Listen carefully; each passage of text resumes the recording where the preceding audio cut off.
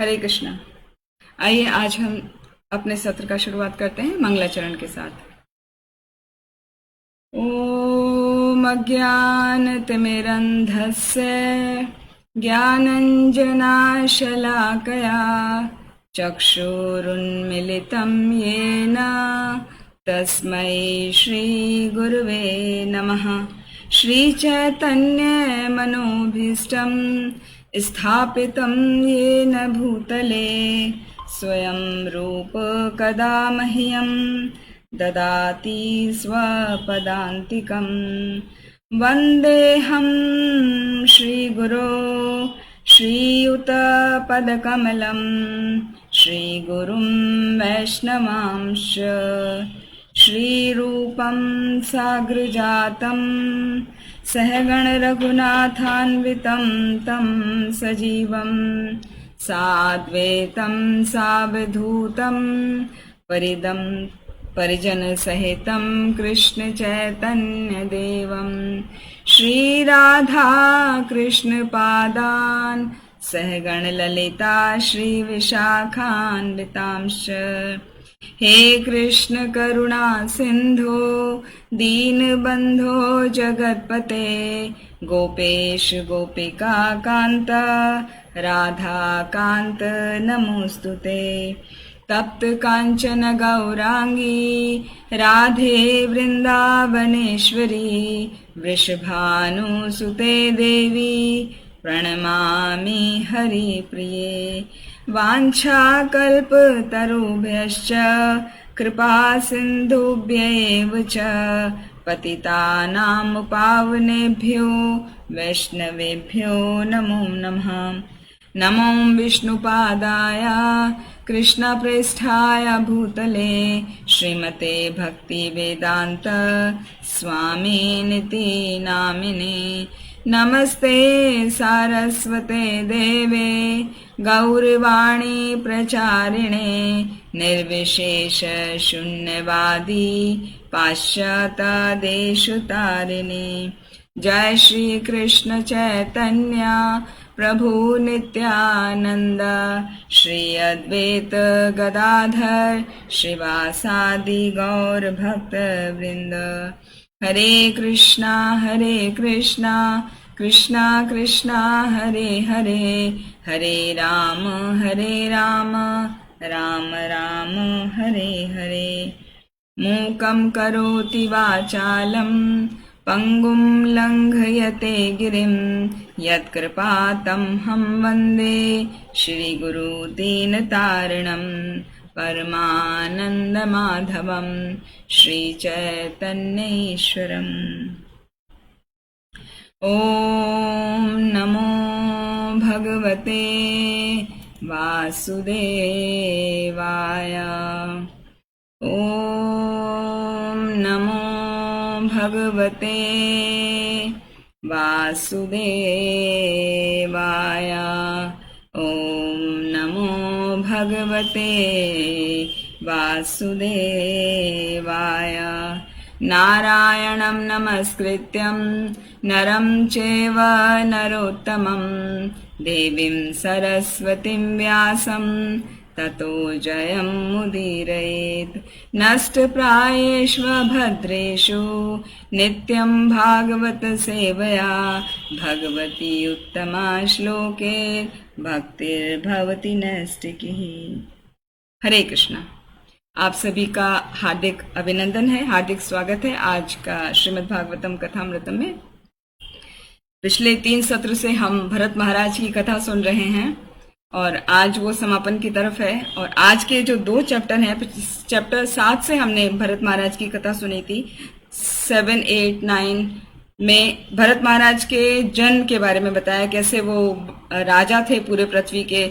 फिर उन्होंने किस प्रकार से सब कुछ त्याग कर वो तपस्या करने के लिए चले गए थे पुलस्त्य आश्रम में।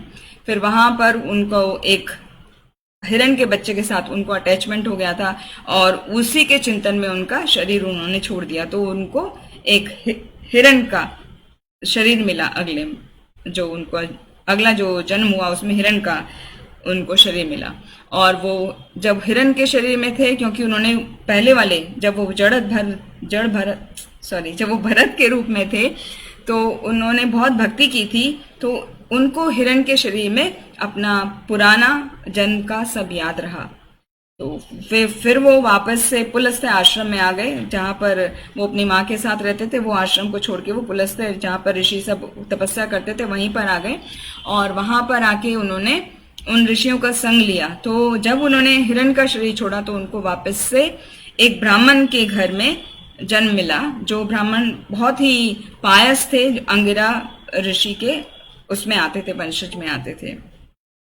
और एक दिन उनकी फिर भेंट हुई थी रहुगण के साथ। रहुगण भी वार्तालाप सुनने जा रहे थे, वो कपिल आश्रम की तरफ जा रहे थे आध्यात्मिक चर्चाओं को सुनने के लिए।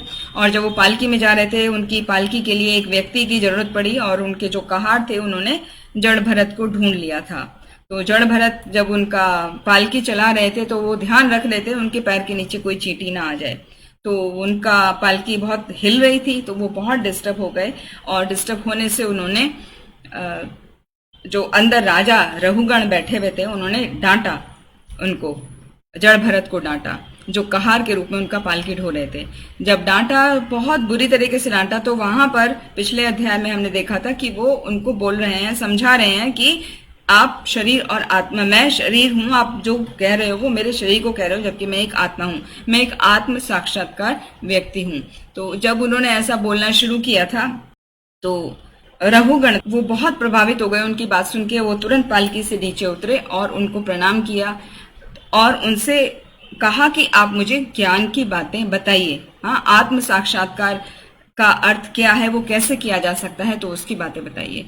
तो लास्ट वाले एपिसोड में हमने देखा था, जड़ भरत ने एक मुख्य बात बताई थी, जिसका श्लोका इस प्रकार है, बहुत ही सुंदर श्लोका है। तस्मान्नरो असंग सुसंग जाता ज्ञान से ना एह एव विवृक्कण मोहा हरिम तद इहा कथना श्रुताभ्याम लब्ध स्मृति याति अति पारम अध्वनः। इसका अर्थ है कि जो व्यक्ति बुरी संगति को त्याग कर भक्तों की संगति करता है, उनसे पूर्ण वो ज्ञान प्राप्त कर सकता है। भक्तों की संगति में ज्ञान प्राप्त किया जाता है, और जब भक्तों की संगति में वो ज्ञान प्राप्त करता है तो भक्तों जो ज्ञान देते हैं वो ज्ञान की तलवार से उसका सांसारिक मोह छिन्न भिन्न हो जाता है।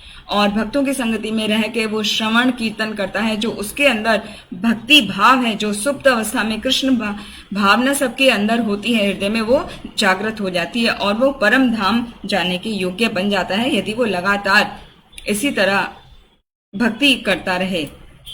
तो यहाँ पर हमने देखा था, यहाँ पर हमारा चैप्टर फिनिश हुआ था पिछली बार। अभी जो आज का चैप्टर है, चैप्टर 13 एंड 14, वो दोनों काफी हद तक सिमिलर हैं, लेकिन दोनों का खूबसूरती ये है, आप सभी बहुत ध्यान से सुनिएगा आज का, क्योंकि कहीं ना कहीं वो हम सबकी ही लाइफ से रिलेटेड है। जब इसका चर्चा चलेगी तो आपको लगेगा हाँ, ये बात मेरे जीवन से रिलेटेड है, ये बात मुझसे संबंधित है। तो ये जो 13वां अध्याय है वो जड़ भरत एलेगरी बता रहे हैं राजा रहुगण को। तो एलेगरी का मतलब होता है उपाख्यान, मतलब स्टोरी टेलिंग। जो पूरा बताएंगे, वर्णन करेंगे, वो एक स्टोरी के रूप में करेंगे। और 14वें चैप्टर में, 14वें अध्याय में वही आएगा जो शुकदेव गोस्वामी और ज्यादा उसको एक्सप्लेन कर रहे हैं। एलेगरी कल उसको बता रहे हैं परीक्षित महाराज को। तो ये बहुत ही इंपॉर्टेंट है आज का जो चर्चा है। तो यहाँ पे 13वें अध्याय में जड़ भरत और उनको बता रहे हैं, जब उनको ये सब बताया कि किस तरह भक्तों की संगति करके हम भक्ति प्रॉपर कर सकते हैं और हम भगवत धाम जाने के योग्य बन जाते हैं। तो वो किस प्रकार प्राप्त होता है उसको सुन के, उनका बताने के साथ साथ में वो उनका देख रहे हैं, रहुगण का मन जो है उनके प्रति बहुत ही समर्पित हो गए हैं, रहुगण इनके प्रति, जड़ भरत के प्रति। तो जड़ भरत के मन में राजा रहुगुण के प्रति और करुणा का भाव आ गया और उनको और अधिक ज्ञान प्रदान करने के लिए वो एक उपाख्यान कहेंगे जो भौतिक सुख का जंगल का वर्णन है। इसको बोलते हैं भव अटवी, हाँ भवाटवी ऐसे बोला जाता है। तो वहां से उन्होंने शुरुआत करी। पहला श्लोक ही है, दुरत्यये अध्वन्य अजया निवेशितो रजस्तमः सत्व विभक्त कर्म दृक् स एषः सार्थो अर्थपरः परिभ्रमन् भवाटवीं याति न शर्म विन्दति। इसका क्या अर्थ है? दुरत्यये अध्वन्य अजया निवेशितो, ये जो दुरत्यय मतलब ये जो माया शक्ति, अध्वन्य जो माया के द्वारा हमको इसमें लगाया जाता है, तीनों गुण के, ये रजस तमह सत्व विभक्त कर्म, ये तीनों गुणों के प्रभाव से हम इस संसार में प्रवेश करते हैं। और जब हम इसमें प्रवेश करते हैं तो वहां पर अत्यंत कठोर जीवन वो हमारा हो जाता है और बारंबार हम इस जन्म मृत्यु के चक्र में फंसे रहते हैं। और उस जन्म मृत्यु के चक्कर से क्या होता है, उसको तीन फल हमें जो बारंबार हम कार्य कर रहे हैं रजोगुण में, सत्वगुण में, तमोगुण में, उसके तीन प्रकार के फल होते हैं, पाप, पुण्य और उनका मिश्रित रूप, यानी शुभ फल, अशुभ फल और उनका मिश्रित शुभ अशुभ दोनों प्रकार के फल। और जब ऐसा व्यक्ति के साथ में होता है तो वो उसको कुछ नहीं दिखाई देता है, वो दिन रात परिश्रम करता रहता है। हाँ, वो यहाँ वहां सब जगह घूमता है, अर्थ परह परिभ्रमण, और अर्थ मतलब पैसा कमाने के लिए, धर्म का अर्जन मतलब धार्मिक कार्य करने के लिए वो इस तरह की एक्टिविटी करता रहता है और उनमें घूमता रहता है। और इस तरह से वो क्या होता है, वो जन्म मरण का जो चक्र है, भव अटवीम है, मतलब भव कहते हैं भव सागर जन्म मरण का, और अटवी मतलब जंगल। तो जो जन्म मरण का जो चक्र है, जो जंगल है वो संसार का, उसमें वो पूरी तरह से घिर जाता है और उसमें वो सुख प्राप्त करने की कोशिश करता है। और जब वो सुख प्राप्त करने की कोशिश करता है तो वहां पर क्या होता है, जब वो उस जंगल में प्रवेश कर गया, भव अटवी में वो प्रवेश कर गया, तो उस जंगल में क्या है, बहुत सारी गहन झाड़ियां हैं, वृक्ष हैं, लताएं हैं, जहां पर जो व्यक्ति है उनका आश्रय लेता है ना, उस जंगल में वो चला जाता है। और वहां पे जो भी मक्खी मच्छर होते हैं वो उसको काट कर उसको तरह तरह की पीड़ा देते हैं। तो मक्खी मच्छर की तुलना करी गई है ईर्ष्यालु पुरुष से, जो हमसे ईर्ष्या करते हैं। तो कई बार वो जंगल में देखता है बहुत बड़ा काल्पनिक महल है, उसको लगता है, जबकि वो वास्तव में नहीं है, जंगल में तो कोई महल होता ही नहीं, मगर उसे ऐसा लगता है कि काल्पनिक महल है। और कई बार वो अचानक भागते हुए भूतों को देखता है और उसे ऐसा लगता है कि भूत जो है आकाश से उल्कापात की तरह वो प्रतीत हो रहे, मतलब आकाश से वो गिर रहे हैं। और वो सफलता प्राप्त करने के लिए, वहां से भागने के लिए इधर उधर दौड़ता है और वो बवंडर में फंस जाता है। बवंडर कहते हैं जो वायु का चक्रवात होता है, उसमें फंस जाता है। और जब वो चक्रवात चलता है तो चारों तरफ क्या धूल ही धूल हो जाती है, तो वो ठीक से देख भी नहीं पाता कि उसको कहाँ जाना है, वो किस दिशा में जा रहा है, बस वो भाग रहा होता है, चल रहा होता है। और जंगल में जब वो इस तरह चल रहा होता है, भाग रहा होता है, तो उसको तरह तरह की आवाजें सुनाई देती हैं, जैसे रात में कॉकरोचेस आवाज करते हैं ना, तो वो उसको कानों में बहुत कर्कश लगती है। कई बार रात में उल्लू है ना, आउल, वो चिल्लाते हैं, तो उसकी तुलना की गई है जैसे शत्रु के कटु वचन हमारे कानों को, हमारे हृदय को मर्माहत कर देते हैं। और ऐसे दौड़ते भागते उसको बहुत तेज भूख लगती है, तो वो क्या करता है, एक वृक्ष की शरण में लेता है, वृक्ष में की शरण में चला जाता है, जिस पर ना तो फूल लगते हैं ना ही फल लगते हैं। तो ऐसे वृक्ष को बहुत ही अशुभ वृक्ष कहा गया है, जिसमें ना फल है ना फूल है, लेकिन उसको पता ही नहीं कहाँ जाना है, तो वहीं बस वृक्ष देख के जाता है। और उसको बहुत प्यास लगती है, जब वो दौड़ता भागता है तो प्यास लगती है, तो वो देखता है कहीं पानी नजर आ जाए, तो बहुत दूर उसको पानी दिखाई देता है और वो उसको पाने के लिए दौड़ता है। लेकिन वो क्या है, वास्तव में वो मृग मरीचिका है, तो उसे कभी पानी प्राप्त नहीं होता। तो मृग मरीचिका क्या होता है, जैसे दूर सूर्य का प्रकाश पड़ता है रोड पर या मरुस्थल में, आपने देखा होगा जब सूर्य का प्रकाश पड़ता है तो दूर से देखने से ऐसा लगता है वहां पर पानी है, जबकि वो पानी नहीं होता। और वहां तो इसी को बोलते हैं मृग मरीचिका या मिराज बोलते हैं इंग्लिश में। तो उसकी तुलना करी गई है कि मित्र से हम सहायता मांगने के लिए बहुत प्रयास करते हैं, मित्र के पास जाते हैं, लेकिन मित्र सहायता नहीं करते हैं। तो इस तरह से उसकी तुलना करी गई है। फिर कई बार क्या होता है, वो कम गहरी नदी में छलांग लगा देता है ना। जंगल है तो उसमें वहां पे थोड़ा पानी भी होगा कहीं बीच में, तो वहां पे उसको लगता है ये नदी है और उसमें छलांग लगा देता है। तो छलांग लगाता है क्योंकि वो गहरा नहीं है, तो उसकी हड्डियां टूट जाती हैं। और कई बार वो उसको बहुत भूख लगी होती है तो वो कुछ कंजूस लोगों से भी मांगता है, मतलब वो तो किसी से भी मांगता है जिसको भी वो देखता है, और कंजूस लोग से उसको खाना नहीं मिल पाता। और कई बार यदि जंगल में आग लग जाती है, दावानल आग लग जाती है, तो वो वहीं झुलस कर वो पीड़ित हो जाता है, मर जाता है। या कई बार राक्षसों के हाथों अपना धन वो लुटाकर निराश हो जाता है, हताशा का अनुभव करता है। जैसे हमारे जीवन में हम देखते हैं कि हमने धन इकट्ठा किया तो हमारे ऊपर टैक्स लग गए, इनकम टैक्स लग गए, और तरह तरह के वो टैक्सेस लग जाते हैं जो हमें पे करने ही पड़ते हैं। तो कलयुग में इस तरह प्रत्येक व्यक्ति अपना देह का भरण करने के लिए अन्य लोगों की कृपा पर ही आश्रित रहता है। उसे लगता है कि कोई तो मुझ पे कृपा कर दे, इसीलिए हर व्यक्ति जो है वो शूद्र कहलाता है। कलौ शूद्र संभवः, कलयुग में प्रत्येक व्यक्ति शूद्र है, क्योंकि हर कोई अपने देह भरण के लिए ही चिंता करता रहता है और उसी के लिए दूसरों पर आश्रित रहता है। अपने आत्मिक उत्थान के बारे में वो सोचता ही नहीं। और जब ऐसा चल रहा होता है तो कई बार अपने परिवार और संपत्ति के साथ उसे लगता है कि मैं एक बड़ा सा घर ले लूं और सुख पूर्वक रहूं, तो ऐसा वो स्वप्न में देखता है। तो एक काल्पनिक महल की कल्पना करता है वो कि मैं यहाँ पर रह रहा हूं और मैं परिवारजन के साथ में बहुत सुख हूं। और कई बार उसे लगता है कि वो व्यापारी, वो जो व्यक्ति है, वो बड़े बड़े पहाड़ और पर्वतों पे ऊपर चढ़ना का प्रयास कर रहा है, लेकिन पैर में जूते ना होने की वजह से तो पत्थर और कंकड़ और कांटे होते हैं, तो उसके सारे पैर में चुभते हैं और उसके पैर में विदीर्ण हो जाते हैं, फट जाते हैं। उसको गहन वेदना का अनुभव होता है, बहुत दर्द होता है। और जब वो इस तरह से वहां से निकलने की कोशिश करता है मगर वो निकल नहीं पाता, तो कई बार असफल होने पर वो जो व्यापारी है, वो जो व्यक्ति है, वो अत्यधिक क्रोधित हो जाता है, उसे बहुत क्रोध आता है और अपने अपने परिजनों पर अपने मन की भड़ास निकालता है। परिजन कौन है? उसकी अपनी पत्नी, अपने बच्चे, अपने बाकी परिवारजन। तो उस पर वो भड़ास निकालता है, फिर बाद में दुखी होता है कि मैंने उनको क्यों डांटा। और कई बार जंगल में क्या होता है, उसको अजगर मिल जाता है। तो अजगर मिलता क्या है, उसे तो निगल ही जाता है।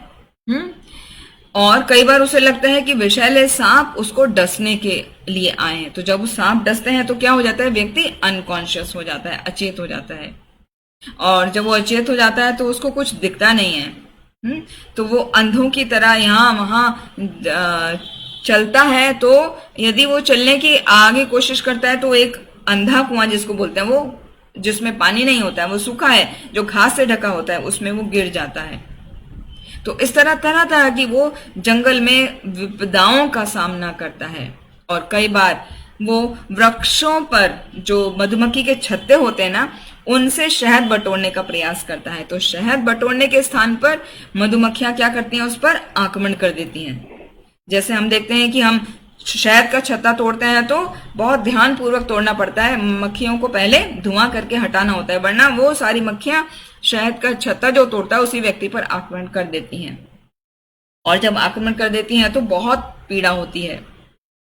तो यहाँ पर चैतन्य महाप्रभु ने भी बताया है, एनिशे औषधि माया नाशी बार लागी,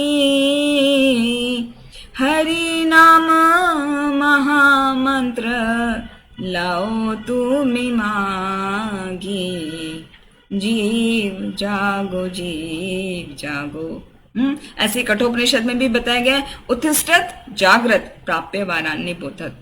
तो दोनों का कहने का अर्थ है, जैसा कि है ये कठोपनिषद में आता है, उत्तिष्ठत जागृत प्राप्य वारान्य बोधत, मतलब आप उठो और ज्ञान को अर्जित करो, उठो जागो और ज्ञान को अर्जित करो। तो वो ऐसे ही चैतन्य महाप्रभु बता रहे हैं कि एनिछे औषधि माया नाशी बारे लागी। ये जो माया रूपी जो वेदों, जो हम लोग तरह तरह की वेदनाओं में जकड़े हुए हैं, उनसे बाहर निकलने का एक ही तरीका है, हरि नाम महामंत्र लो तुम्ही जागे। तो तुम हरि नाम के मंत्र का जप करो और जागो, तो आप उससे बाहर निकल सकते हो।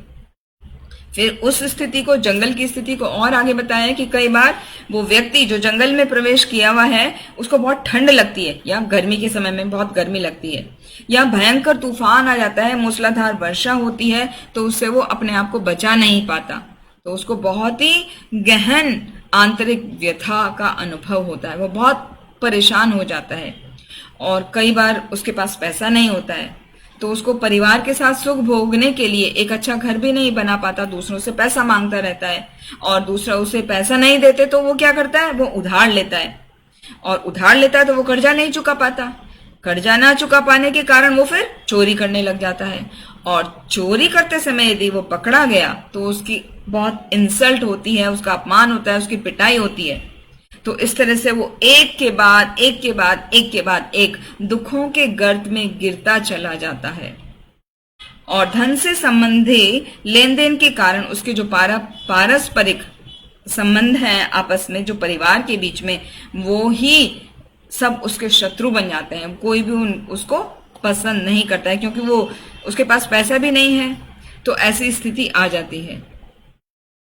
और जंगल में उसे लगता है कि मेरे एक दिन माता पिता चले गए, मतलब उनकी मृत्यु हो गई, तो अभी मैं अकेला रह गया। मगर तब तक उसका विवाह हो चुका होता है, विवाह हो गया तो नवजात शिशु का जन्म हो जाता है, उसके साथ अटैच हो जाता है, तो वो भूल जाता है माता पिता को और भौतिक प्रगति पर वो आगे बढ़ता रहता है, भौतिक पथ पर प्रगति करता रहता है। तो इस तरह वो मृत्यु जब तक आती नहीं है उसकी, वो समझ ही नहीं पाता वो इस भव जो जंगल है, हाँ, जो जन्म मरण से का जो घना जंगल है, उससे बाहर कैसे निकला जाए। तो देखा जाए वास्तव में ये हम सभी की कहानी है।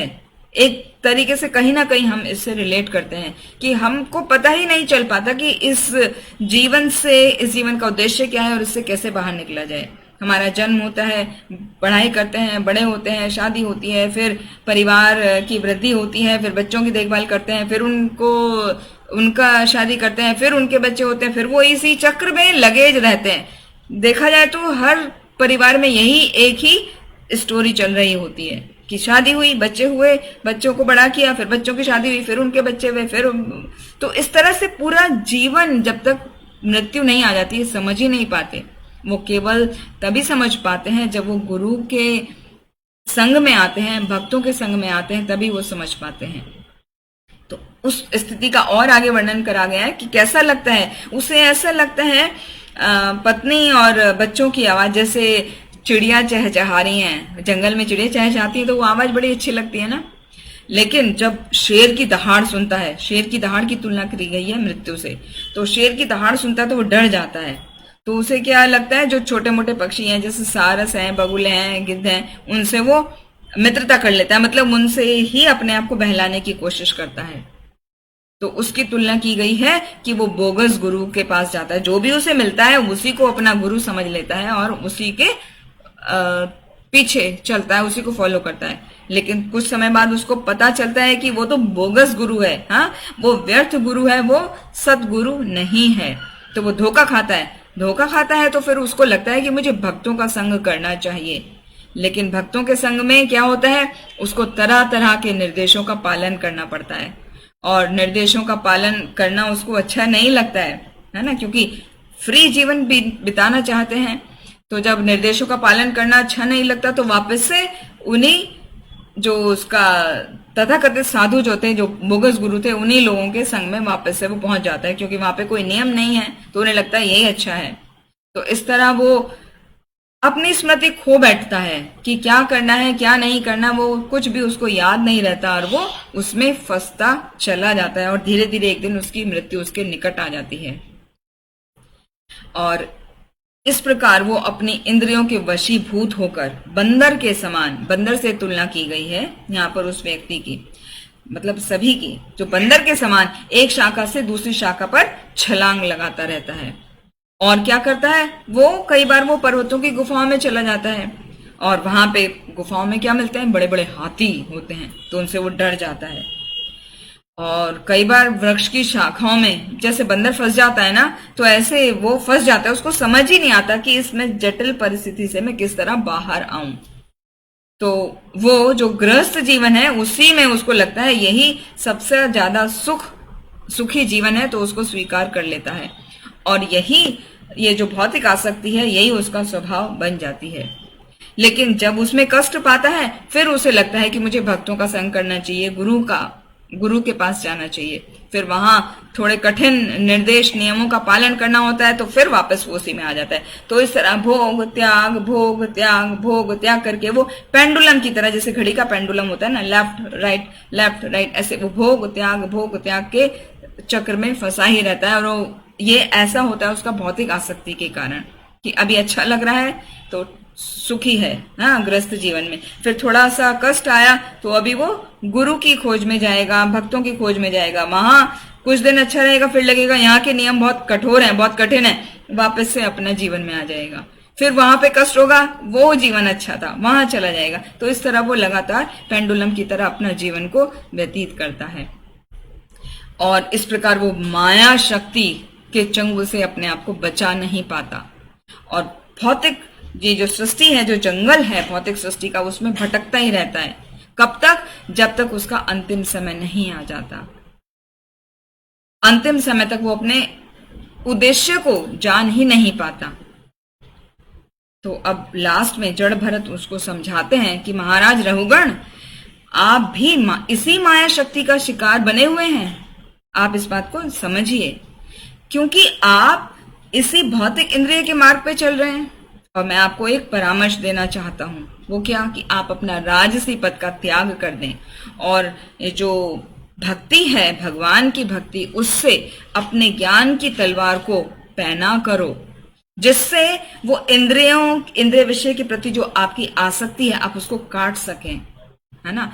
ये भगवत गीता में बहुत सुंदर तरीके से वर्णन किया गया है 15वें अध्याय में 3रा और 4था श्लोक की हमें उस आसक्ति को कैसे काटना है जो पारिवारिक आसक्ति है।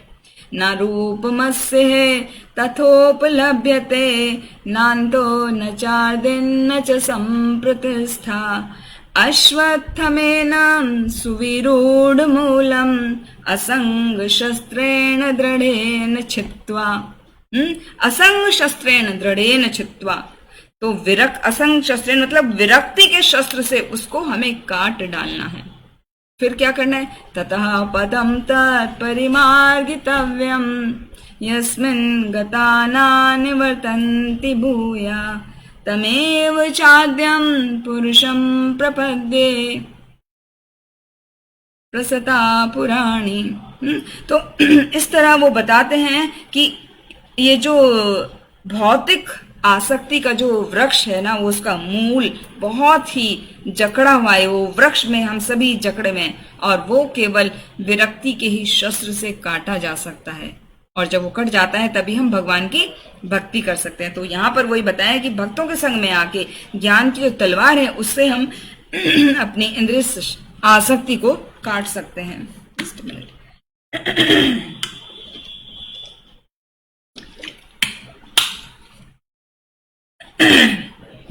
और जब ये आसक्ति कट जाती है तो क्या होता है? हम इस अज्ञान के सागर से बाहर निकल जाते हैं, उसको आसानी से पार कर जाते हैं।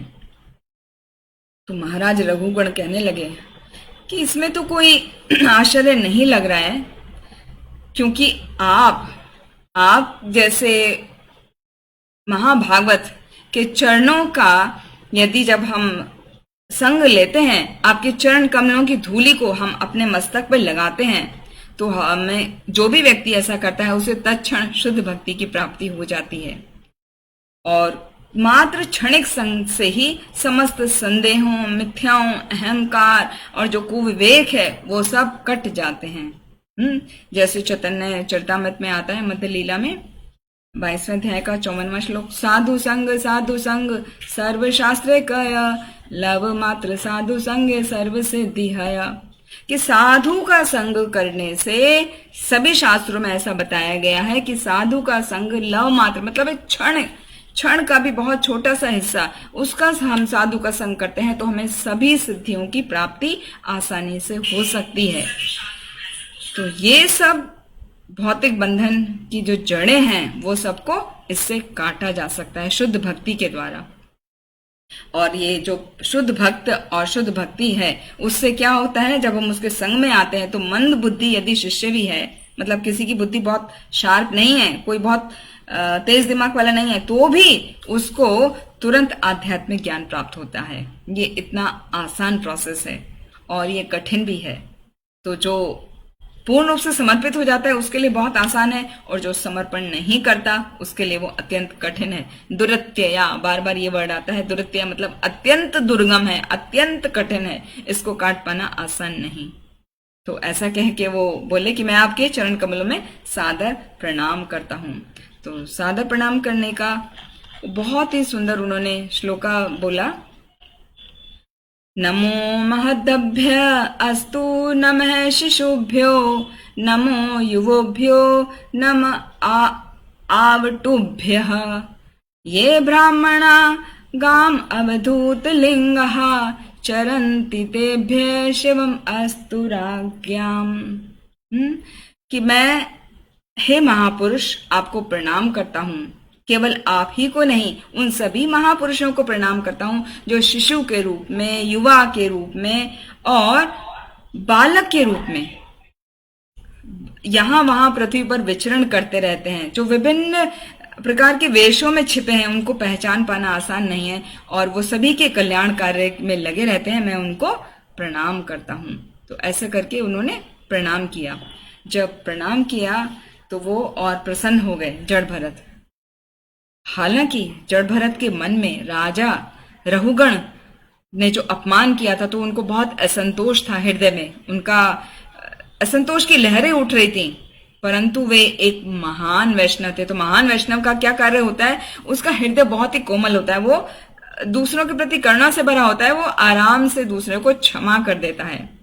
तो रहुगण ने तो क्षमा मांगी थी ना, तो उन्होंने शांत रहे और क्षमा कर दिया राजा रहुगण को और उनको दिव्य ज्ञान प्रदान किया। तो यहाँ पे हमें ये सीखने को मिलता है कि यदि कोई हमें क्षमा मांगता है तो हमें क्षमा कर देना चाहिए, क्योंकि क्षमा का गुण जो है वो एक महाभागवत का गुण होता है। वो भी आसान नहीं है, लेकिन हमें वो अपने अंदर डेवलप करने चाहिए उन गुणों को।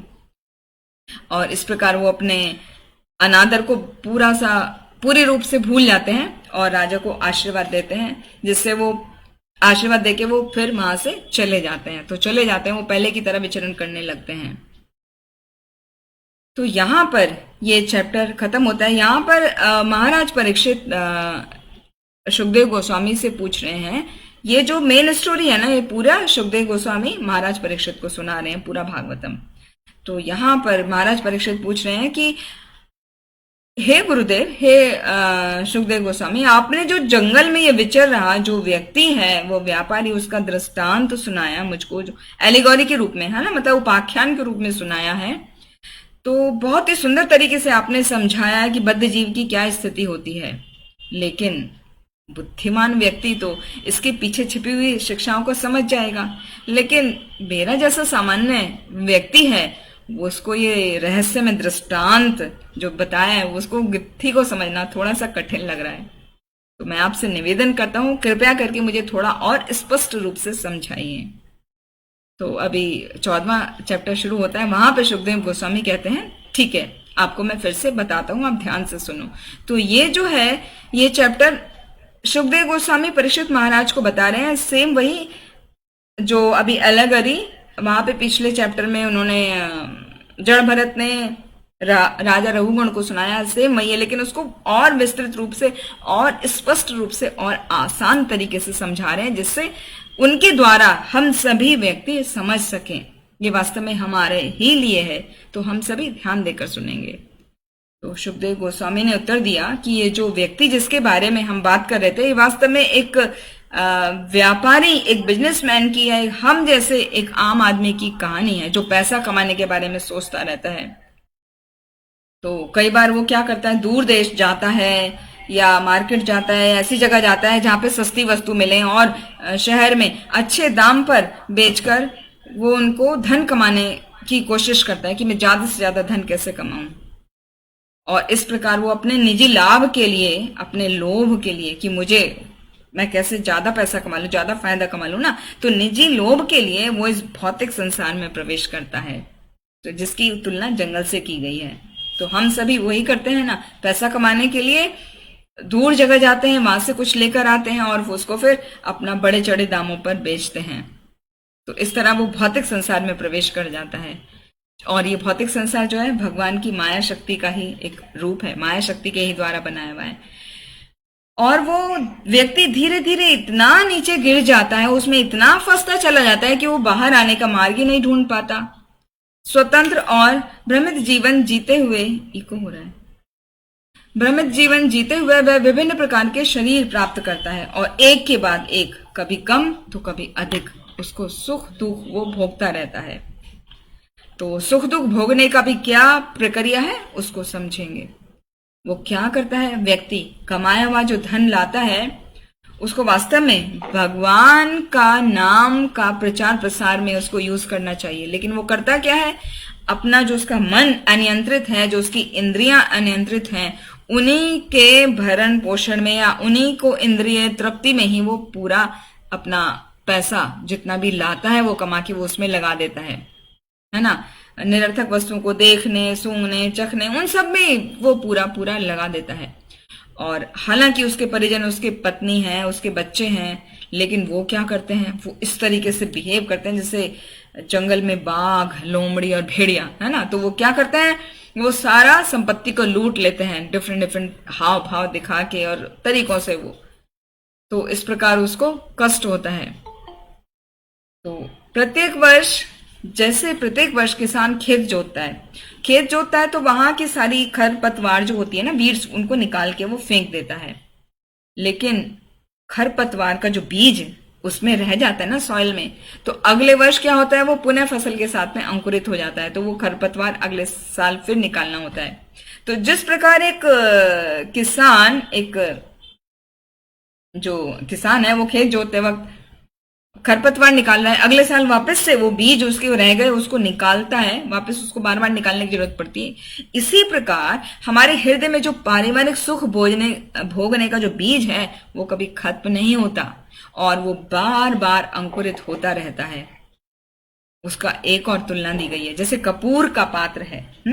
कपूर को किसी उसमें रखा जाए, किसी पात्र में रखा जाए, किसी छोटी सी डब्बी में रखा जाए, तो आप कपूर आपने निकाल के रख दिया, उसको अच्छी तरह से धो लो, सैनिटाइज भी कर लो, तो भी थोड़ी देर में देखेंगे आपको कपूर की खुशबू वापस से आ रही है। तो कपूर की खुशबू आसानी से जाती नहीं है। इसी प्रकार जो हमारी इच्छाएं होती हैं, यदि वो भगवान की सेवा में हमने अपनी इच्छाओं को नहीं लगाया है, तो वो हमारी इच्छाएं जो हैं वो पारिवारिक जीवन में जो आनंद है, वो जीवन जीने की जो इच्छा है वो हमेशा बनी रहेगी, वो खत्म नहीं होती। और कई बार भक्त लोग जो भक्ति को ग्रहण करते हैं वो उनको लगता है कि भावुकतावश हमने जो वैरागी जीवन अभी हम स्वीकार कर लेते हैं। लेकिन स्वीकार भावुकता मतलब वो भक्त बन गए, उन्होंने अच्छे से भक्ति के प्रोसेस शुरू कर दिए, लेकिन उनके मन में तो इच्छाएं हैं ना, इच्छाएं अभी भी खत्म नहीं हुई हैं। तो कुछ समय के बाद वो क्या करते हैं, वो ख्याति और सम्मान की परवाह करे बिना वापस से पारिवारिक जीवन को ही गले लगा लेते हैं और भक्ति को छोड़ देते हैं। तो ऐसा आमतौर पर सभी के साथ देखने को आता है। तो भक्ति में लगे रहना भी बहुत कठिन है, वो इतना आसान नहीं है, और बहुत आसान भी है, खाली समर्पण का जरूरत है। फिर आगे बता रहे हैं कि जैसे जंगल में बावड़ी होती है ना, बावड़ी बोलते हैं स्मॉल वेल, है ना, जिससे पानी निकाला जाता है और अपना गृहस्थ जीवन में वो खाना पकाने में और अपने घरेलू उपयोग में लाया जाता है। तो ऐसे बावड़ी का कोई आश्रय लेता है, उसी प्रकार व्यक्ति क्या है, गृहस्थ जीवन का आश्रय लेता है। और वहां पर जैसे बावड़ी के पास जाते हैं जंगल में, तो वहां मक्खी, मच्छर, कीड़े होते हैं। उसी तरह गृहस्थ आश्रम में, गृहस्थ जीवन में क्या है, बहुत ही तरह तरह के ईर्ष्यालु लोगों का हमें सामना करना पड़ता है। ईर्ष्यालु लोग मिलते हैं जो बात बात पर हमसे ईर्ष्या करते हैं और उनसे बच पाना बहुत कठिन हो पाता है। और वो किस प्रकार होते हैं, जैसे जंगल में बताया था ना कि कॉकरोच की आवाज आती है, उल्लुओं का जो चीत्कार है वो उसकी आवाज आती है।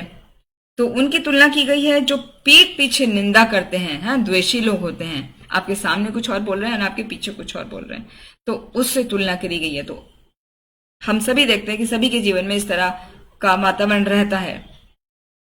फिर अज्ञानतावश जब बद्ध जीव स्वयं को इस जीवन में संलग्न रखता है तो उसको क्या लगता है, काल्पनिक नगर आता है उसको नजर, जैसे गंधर्व नगर इसको कहा गया है। तो उसके समान वो अस्थायी होता है, काल्पनिक नगर जो है वो ऐसा ही होता है। तो उसी तरह वो जो भौतिक संसार है वो उसको स्थायी मान बैठता है। मतलब इसका ये हुआ कि वो गंधर्व नगर जो काल्पनिक नगर है उसको वो स्थायी मान रहा है ना, बड़ा सुंदर उसको दिख रहा है और वो बहुत प्रसन्न हो रहा है। तो इसी तरह भौतिक संसार जो है उसको लगता है कि ये स्थायी है ना, बहुत ही सुंदर है। और वो उस नगर में क्या करता है, वो खाता है, पीता है, स्त्री संग करता है और इंद्रिय विषयों के पीछे वो इसी तरह भागता है जैसे मरुस्थल में हिरण मरीचिका के पीछे दौड़ता है। मरीचिका भी बताया ना, जहां पर सन की लाइट पड़ती है ठोस में, मरुस्थल में, हाँ, रेत के ऊपर, तो वो कैसा लगता है दूर से कि यहाँ पानी है, जबकि वो पानी नहीं होता। तो इसी तरह जो संसार, जो जगत है वो भी ऐसा ही है। तो वास्तव में जगत जो है वो दो उसके पार्ट हैं, है ना। एक तो वैकुंठ जगत कहलाता है और एक भौतिक जगत। जो वैकुंठ जगत है वो 3/4 पार्ट है और जो भौतिक जगत जहां पर हम रहते हैं वो 1/4 पार्ट है केवल। और ये 1/4 पार्ट कैसा है, भगवत गीता में आता है दुखालयम अशाश्वतम, वो दुखों का ही घर है और वो अशाश्वत है। अशाश्वत है मतलब वहां पर कुछ भी चीज इटर्नल नहीं है, कुछ भी वहां रहने वाला नहीं है, सब कुछ नष्ट होने वाला है। तो हमारे यदि हम सुख का अनुभव करते हैं तो वो भी नष्ट हो जाएगा, हम दुख का अनुभव कर रहे हैं तो वो भी नष्ट होने वाला है। तो भौतिक जगत ऐसा है और मृग मरीचिका के तुल्य है, वो उसके समान है। हमें लगता है कि बहुत सुख की प्राप्ति हो रही है, जबकि ऐसा नहीं है। सुख का प्राप्ति का अर्थ है भौतिक जगत में कि हमें दुख दूर हो गया तो हमें लगता है सुख की प्राप्ति हो गई, जबकि सुख की डेफिनेशन टोटली अलग है। तो जिस व्यक्ति का मन रजोगुण से भरा हुआ है पूरी तरीके से, वो क्या करता है, वो 4 प्रकार के नियमों को तोड़ने के लिए हमेशा लालायित रहता है। वो 4 नियम क्या हैं कि वो मांसाहार करता है, वो नशा पान करता है, वो अवैध संग करता है और वो जुआ इत्यादि खेलता है। तो वो उनके पीछे वो भागता है, उसको बड़ा आकर्षित लगती हैं ये चीजें, तो उनको पाने के लिए वो भागता रहता है।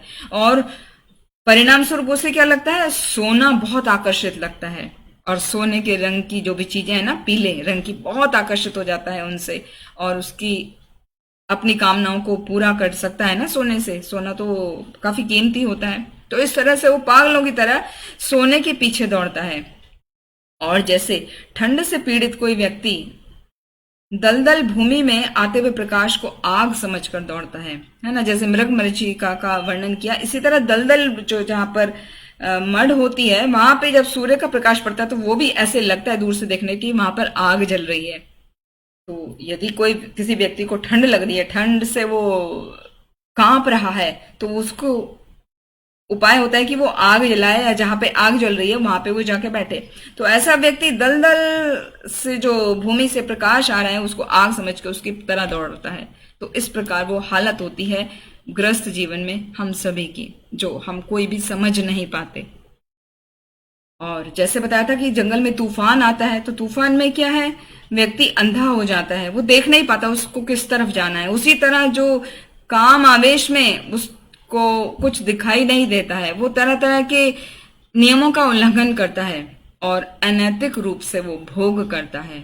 वो ये भी भूल जाता है कि ऊपर जो देवतागण है ना, हर कार्य का लेखा जोखा हो रहा है। ऊपर चित्रगुप्त है, वो हमारा फोटो खींच रहे हैं। चाहे हम कहीं पर भी कोई भी कार्य करें, हम ये सोचें कि हम ऐसे अंधेरी सी जगह में हैं या ऐसे फ्लैट में हैं जहां पर कोई भी नहीं है, या हम दूर कहीं देश में जाके कुछ कर रहे हैं जहां हमें कोई नहीं देख रहा है, लेकिन ऐसा नहीं है वास्तव में। चित्रगुप्त जो ऊपर हैं वो हमारे एक एक एक्टिविटी का फोटो भी खींच रहे हैं, वीडियो रिकॉर्डिंग भी कर रहे हैं। तो व्यक्ति वो भूल जाता है कि उसको कोई देख रहा है, उसे लगता है कि वो अकेले में है, उसको कोई नहीं देख रहा है और वो नियमों का उल्लंघन करता है। और बाद में जब उसको वो दिखाया जाता है ना, तो वो क्या होता है, उसको बहुत दुख होता है कि हाँ ये गलती मैंने की है। और वो मृत्यु के समय, जब मृत्यु का जब शरीर से आत्मा जा रही होती है ना, उस वक्त व्यक्ति बहुत चिल्लाता है। वो इसी कारण कि उस वक्त उसको वो दर्शन कराया जाता है जो जो उसने पूरा जीवन भर किया है। तो तब उसे देख के बड़ा कष्ट होता है, ओह मैंने ये गलत काम किया, ओह मैंने ये किया, उसको अपने ऊपर बड़ा पश्चाताप होता है, लेकिन तभी वो कुछ कर नहीं पाता। और कुछ समय बाद क्या होता है, जब उसके पुण्य छीन होते हैं, पुण्यों से ही वो सुख प्राप्त करता है और पाप से उसको दुख होता है। तो जब उसके पुण्य छीन हो जाते हैं तो व्यक्ति ऐश्वर्य विहीन हो जाता है और सहायता मांगने के लिए किसी भौतिकतावादी धनी व्यक्ति के पास जाता है। और वो जो धनी व्यक्ति हैं जो उसको पैसा नहीं देते, तो वो कैसे हैं, पुण्यहीन वृक्षों के समान हैं। तो ये जो यहाँ पर बताया ना कि वो भावी दंड उसको मिलता है यदि वो गलत कार्य करता है, तो उसका वर्णन बहुत सुंदर तरीके से बताया गया है। भगवत गीता में भी 16वें अध्याय में आता है, आसुरी और दैवी संपदा में आता है ना, उस चैप्टर में, आसुरिम योनिमापन्ना मूढ़ा जन्मनि जन्मनि माम अप्राप्येव कौन्तेया ततो यान्ति अधमाम गतिम। वो आसुरी योनि में इस प्रकार बार बार बार बार जन्म लेते हुए मुझ तक कभी नहीं पहुंच पाता, जो ऐसे गलत कार्यों को करता है। और ततो यान्ति अधमाम गतिम, और धीरे धीरे वो करके अधम गति को प्राप्त होता जाता है। तो इस प्रकार वो कभी उबर नहीं पाता उस समस्याओं से, उनमें फंसता चला जाता है और उसकी स्थिति बद से बदतर होती चली जाती है।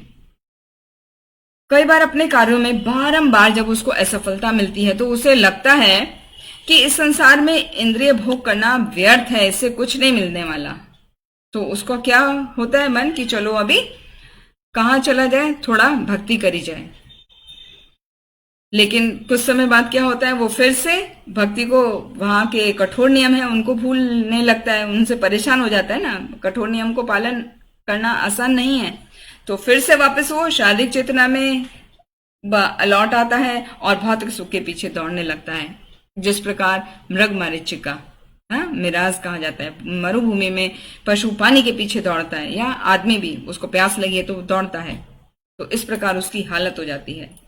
तो ऐसे में फिर क्या होता है, वो ढूंढता है थोड़ा मन के जो तपन है उसको कम करने के लिए, कि मैं किसी साधु के पास जाऊं, किसी स्वामी के पास जाऊं, उनका शरण ग्रहण करूं, जिससे उनका आशीर्वाद से मेरे जीवन के दुख कम हो जाएं।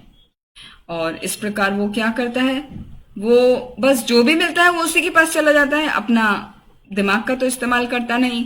तो वो, और उसकी तुलना करी गई है वो उथली नदी में, जो जंगल में उसको नदी मिली ना, उसमें वो छलांग लगा दी उसने, तो वो कम गहरी नदी है, उतना पानी ही नहीं है, 1 मीटर का पानी है, तो वो क्या, उसका हड्डियां टूट जाती हैं, तो उसके अंग टूट फूट जाते हैं और उसको बहुत पीड़ा होती है। तो यहाँ जो बताया गया है कि जो छद्म वेशी हैं, जो साधु हैं, उनके पास नहीं जाना चाहिए। तो किसके पास जाना चाहिए, हमको पता होना चाहिए कि प्रामाणिक गुरु कौन है, कौन गुरु हो, किसके पास हमें जाना चाहिए। तो श्रीमद् भागवतम के 11वें स्कंद में बताया, अभी ये 5वां चल रहा है हमारा स्कंद, 11वें में आता है, तस्माद् गुरु प्रपद्येता जिज्ञासु श्रेय उत्तमम् शाब्दे परे च निष्णातम ब्रह्मणि उपशम आश्रयम। तस्माद् गुरु प्रपद्येता, ऐसे गुरु की शरण लेना चाहिए। अब ध्यान से सुनिए, कैसे गुरु, गुरु की क्वालिटीज बताई हैं। जिज्ञासु श्रेय उत्तमम, वो हमेशा उत्सुक होता है सभी का कल्याण करने के लिए, जो सर्वोत्तम कल्याण है उसके लिए वो उत्सुक होता है। फिर शाब्दे परे च निष्णातम, शाब्दे कहा जाता है वेदों में, और परे मतलब ब्रह्म में, है ना, पर विद्या ब्रह्म में। तो जो वेदों में और ब्रह्म में क्या है, निष्णात है। निष्णात का अर्थ होता है master degree, master of philosophy. हाँ, तो वो शास्त्रों में इतना अधिक निष्णात है, इतना अधिक प्रवीण है कि वो केवल उसको जानता ही नहीं है, निष्कर्ष उसका जो कंक्लूजन है वो केवल जानता ही नहीं है, साथ में वो दूसरों को समझाने में भी वो सक्षम होता है। तो ऐसे गुरु के पास जाना चाहिए जो दूसरों के कल्याण के अपना जीवन वो लगाता है, और जो वेदों में और वेदों के ज्ञान में और ब्रह्म में खुद तो अवगत है ही वो निष्कर्ष से, साथ ही वो दूसरों को बताने में भी सक्षम होता है। और उपशम आश्रयम, उपशम मतलब वो भौतिक धारणा उसने त्याग दी है, वो भौतिक बंधन में नहीं बंधा है, वो उसको ज्ञान है क्या आध्यात्मिक है और क्या भौतिक है, उनको अलग अलग देखता है। तो इस तरीके से वो भगवान की शरण लेता है और भगवान की शरण में दूसरे को ला सकता है। तो ऐसे गुरु के पास जाना चाहिए, बोगस गुरु के पास नहीं, जो जगह जगह बिखरे हुए हैं। तो हमें इतना स्मार्ट होना चाहिए, हमें जानना चाहिए कि कौन गुरु सही है, प्रमाणिक गुरु क्या है, उसकी क्या डेफिनेशन होती है, कहाँ पे जाना चाहिए। तो फिर आगे वर्णन किया शुकदेव गोस्वामी ने परीक्षित महाराज को कि जब वो व्यक्ति कठोर परिश्रम करके धन कमाता है तो उसे अपने जीवन, जो धन उसको है वो अपने जीवन से भी ज्यादा प्रियकर होता है। लेकिन राक्षसों के समान जो राजा है उस पर आयकर लगा देता है, जैसे हम देखते हैं कि विभिन्न प्रकार के टैक्सेस लग जाते हैं, तो वो टैक्स हमें भरने पड़ते हैं, तो वो टैक्सेस से हमारी संपत्ति वहां चली जाती है। तो वो बहुत निराश हो जाता है कि कितना मुश्किल से तो मैंने पैसा कमाया और टैक्स में इतना पैसा चला गया। वो बात अलग है, जो कुछ लोग टैक्स की चोरी करते हैं तो उसका भी फल उन्हें भुगतना पड़ता है अभी या अगले जन्म में, क्योंकि ये कर्म का चक्र कभी खत्म नहीं होता। तो जहां भी आप चोरी करेंगे वो आपको अभी भोगनी पड़ेगी, नहीं तो आगे भोगना पड़ेगा। जैसे खरपतवार का एग्जाम्पल बताया था कि खरपतवार क्या है, उसके बीज जो हैं वो रह जाते हैं सॉइल में, जो अगले वर्ष फिर वापस से आ जाते हैं, तो अगले वर्ष उनको बीज को वापस से निकालना पड़ता है, नहीं तो वो फसल के साथ होके फसल का बढ़ने से रोकते हैं, फसल को ठीक से नहीं ग्रो कर पाते, करने देते। तो इस प्रकार कई बार वो व्यक्ति अन्यों का शोषण करने के बाद भी अपना खर्चा नहीं चला पाता ठीक से, तो क्या करता है वो अपने पिता पर, जो यदि पुत्र है तो पिता पर डिपेंड करेगा, और यदि पिता का पुत्र बहुत पैसा कमा रहा है तो वो पुत्र पर, उसकी संपत्ति पर कब्जा कर लेता है और उसको वो कल्पना करता है। कई बार ऐसा आप सभी को अनुभव होगा, ये तो बहुत ही कॉमन सी बात है कि कई बार उसको लगता है कि मेरे दादा या मेरे पिताजी उसके पोते के रूप में आए या पुत्र के रूप में आए, उनको उन घर में जन्म लिया है ना। जैसे परिवारों में देखते हैं, ये बात अक्सर सुनने में आती है कि हमारा जो घर में ये बच्चा हुआ है ना, हमारे परदादा का ही रूप है, हमारे दादा का ही रूप है, हमारी दादी का ही, नानी का है, वगैरह वगैरह, इस तरह से बात करते हैं। तो वो कितना आसक्ति है, और वो स्वप्न में लिए गए सुख के समान अस्थायी सुख जो उसका है वो पानी के बुलबुले जैसा है, उसका अनुभव करता रहता है, और जबकि ये सुख केवल मानसिक होता है। कई बार वो बड़ी बड़ी पहाड़ियों पे चढ़ता है, पर्वतों पे चढ़ना चाहता है, तो उसका तुलना करी गई है कि बड़े बड़े कठिन कार्यों को करने की वो कोशिश करता है, जो गृहस्थ जीवन में सबको करने होते हैं। वो क्या है, जैसे बच्चों को उच्च शिक्षा प्रदान करना, वो आसान नहीं है, बहुत पैसा खर्चा होता है। उनका विवाह करना, आपको बहुत संपत्ति उसके लिए चाहिए होती है। तो ऐसे बड़े बड़े ऊंचे पहाड़ी पर्वतों पर चढ़ने की वो कोशिश करता है, और अपने इस प्रकार करते हुए, उनका निर्वाह करते हुए विभिन्न प्रकार की कठिनाइयों से गुजरता है, और उसके पैर में चुभने वाले कांटे, कंकड़ उसको आहत करते हैं, उसके पैर को पूरा विदीर्ण कर देते हैं। इस तरह वो गृहस्थ जो है अपने परिवार की दिन रात सेवा करने में लगा रहता है, लेकिन परिवार वाले फिर भी संतुष्ट नहीं होते। कितना भी कर लो फिर भी उनकी इच्छा रहेगी और अन्योर और चाहिए और चाहिए, वो कभी भी समाप्त नहीं होती उनकी इच्छा। कई बार अपने परिवार से अत्यधिक आसक्त व्यक्ति समुचित रूप से उनका पालन पोषण नहीं कर पाता, तो निराश हो जाता है, और निराश होकर अपने ही पत्नी को, बच्चों को डांटता है, और बाद में वो विफलता के कारण उन पर भड़ास निकाल देता है, मगर बाद में वो मन में दुखी होता है कि उनको क्यों ऐसा किया। फिर आगे बता रहे हैं, हे राजन, नींद जो है वो अजगर के समान है ना, हम सभी सोते हैं तो अजगर के समान है, हम उसमें भूल जाते हैं।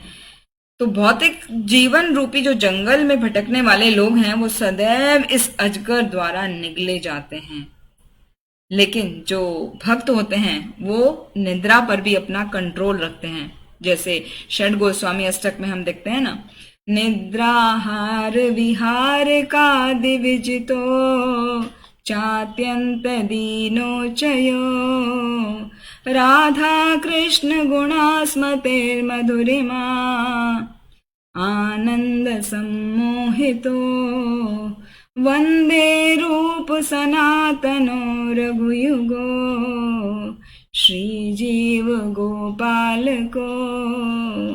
ये जो षड गोस्वामीज हैं वो उन सब ने अपने ही एग्जाम्पल से दिखाया कि हमें अपने किस प्रकार निद्रा को, हमें अपने आहार को, हमें अपने सुख को, विहार जो ग्रस्त जीवन में जो सुख भोगते हैं उसको सबको कंट्रोल करना चाहिए, वो सबको जीतना चाहिए।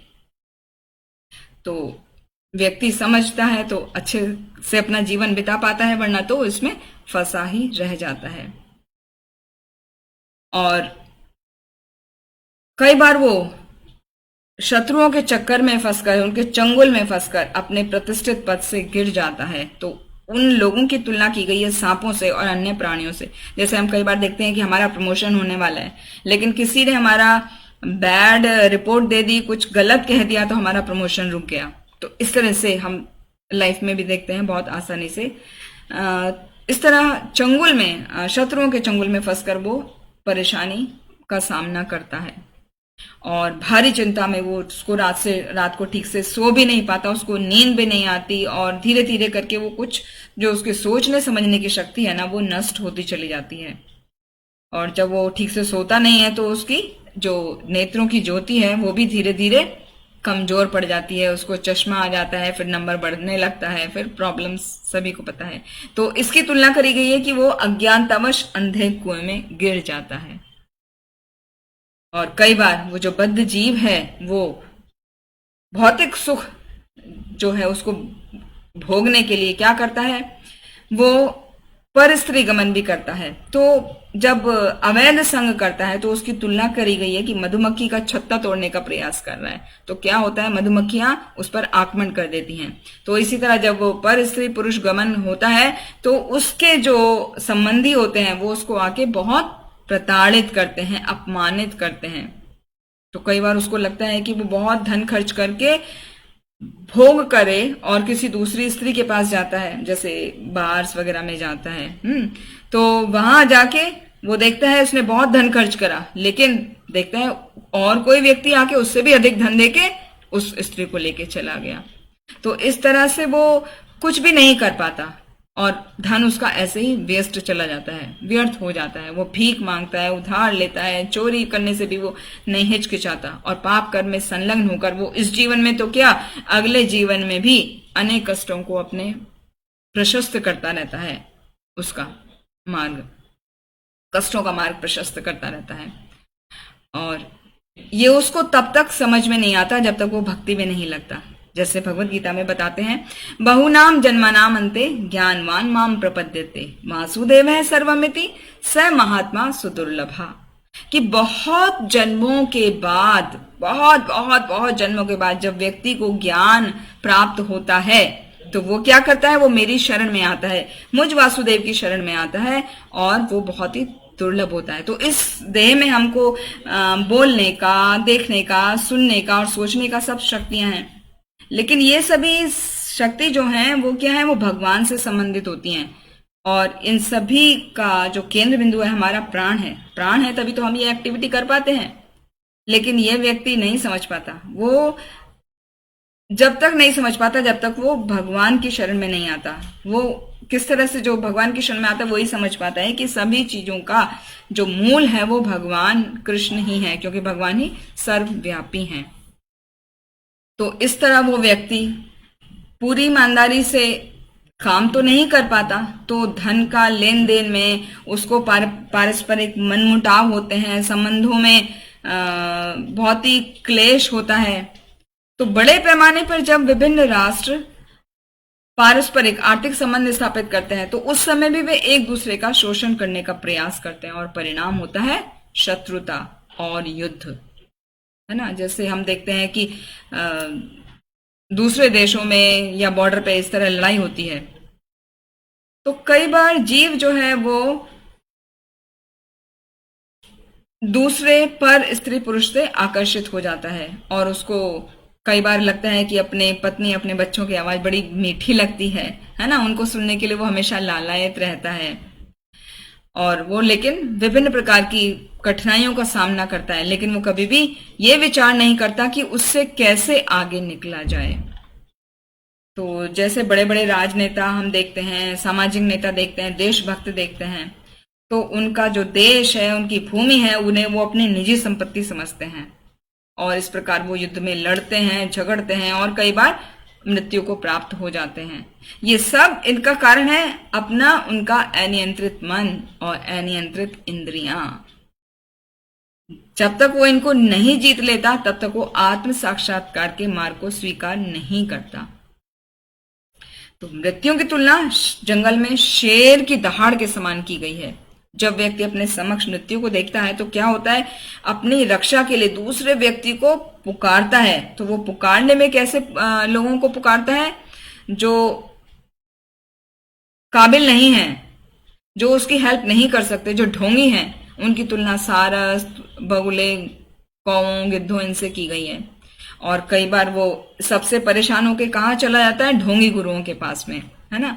और वही कहानी रिपीट हो रही है, उसको और एक्सप्लेन कर रहे हैं ना अच्छे से परीक्षित महाराज को सिखाने के लिए सुखदेव गोस्वामी।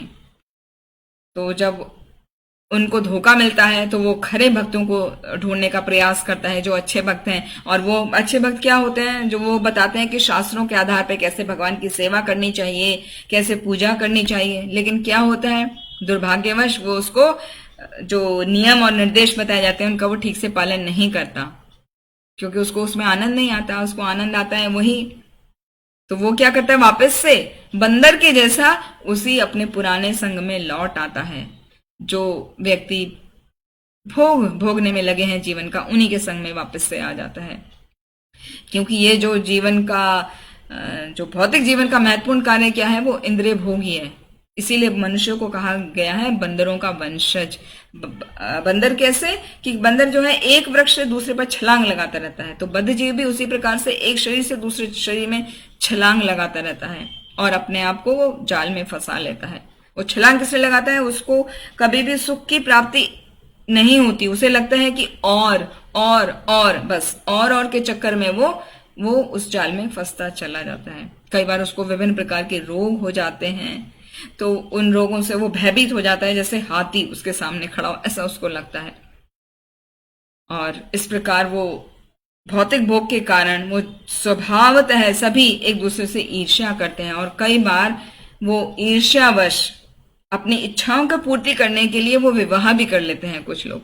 तो विवाह करने से वो क्या, उन्हें लगता है कि शायद ये जो ईर्ष्या है हमारी खत्म हो जाएगी। लेकिन कुछ समय बाद क्या होता है, वापस से उनको दुख प्रदान होता है, वो वापस से अलग हो जाते हैं, विलग हो जाते हैं, जिसको तलाक के नाम से हम जानते हैं। तो इस प्रकार से फंसे रहते हैं हम। लेकिन जो व्यक्ति आत्मज्ञानी होता है वो अपनी इस भयावह, खतरनाक और दुखद स्थिति से बाहर निकलने के लिए भगवान का आश्रय लेता है। वो जानते हैं कि भगवान का आश्रय लेने के अलावा और कोई मार्ग है ही नहीं। पूर्व काल में हम देख रहे हैं, इतनी स्टोरीज से बार बार सुन रहे हैं, तो बहुत सारे राजा हुए हैं जिन्होंने विभिन्न प्रकार के यज्ञ किए, राज्यों को जीता, लेकिन उनकी धारणा कैसी थी कि मैं शरीर हूं और ये संपत्ति मेरी है। वो इससे मुक्त नहीं थे। उनका भगवान के प्रति प्रेम और सेवा वो प्राप्त करने से वंचित रह जाते थे। और कई बार हमने देखा कि वो युद्ध में संलग्न रहते हैं और युद्ध में ही वो प्राण त्याग देते हैं। तो यहाँ पर सुखदेव गोस्वामी बोलते हैं परीक्षित महाराज को, हे परीक्षित महाराज, जड़ भरत द्वारा ये जो मार्ग बताया गया है ना, वो भागवत लोग, गरुड़ जैसे जो भागवत लोग होते हैं ना, वही यात्रा करते हैं उस पे। साधारण मनुष्य नहीं करते हैं। साधारण क्या करते हैं, उनकी चेतना होती है जैसे मक्खी उड़ान कितना भरेगी, थोड़ी सी दूर भरेगी, और गरुड़ बहुत ऊंची उड़ान भरते हैं। तो साधारण जो मनुष्य होते हैं वो मक्खी के समान ही है, थोड़ा सा आएंगे फिर वापस अपना उसी में लगे रहेंगे। तो जो गरुड़ के समान ऊंची उड़ान भरते हैं वो भागवत होते हैं। और इस तरह जो राजा हैं, नेता हैं, वो अपनी भक्ति पथ का अनुगमन नहीं कर पाते, वो भी उसी में लगे रहते हैं। तो उसके लिए ऐसा उड़ान चाहिए जैसे गरुड़ की। और वो गरुड़ की उड़ान के लिए क्या करना होता है, उसके लिए भक्तों का संग करना होता है। तो यहां पर एंड में बताया गया है कि जो व्यक्ति भगवान की भक्ति करता है, भक्तों का संग करता है, वो आसानी से इस जो जंगल है, भव अटवी है, जो भवाटवी नाम का जो जंगल है, उससे आसानी से बाहर निकल सकता है। और एकदम अंत में इस का श्रुति फल बताया गया है कि जो भी कोई विनीत भाव से ये भरत महाराज, जड़ भरत और इसके बीच का जो वार्तालाप है, इसको सुनता है, समझता है, अपने जीवन में उसको ढालता है, तो उसकी क्या है, आयु बढ़ जाती है, सांसारिक वैभव की प्राप्ति होती है, उसे उसको मनोवांछित फल प्राप्त होते हैं, उसका आध्यात्मिक ज्ञान, उसका वृद्धि होती है। तो इस तरह से ये चैप्टर फिनिश होता है। और आज हम 2-3 पॉइंट हम लोगों को सीखने के लिए मिले। वो तो ये है, पहला कि जब तक हमारी इच्छाओं को हम भगवान की सेवा में नियोजित नहीं कर देते, तब तक हमारी हृदय जो है वो पारिवारिक जीवन में उलझे रहते हैं। तो पारिवारिक जीवन, ऐसा इसका मतलब ये नहीं है कि हमें पारिवारिक जीवन नहीं जीना है, हमें पारिवारिक जीवन जीना है, लेकिन हमें भगवान की सेवा में भी अपने मन को लगाना चाहिए।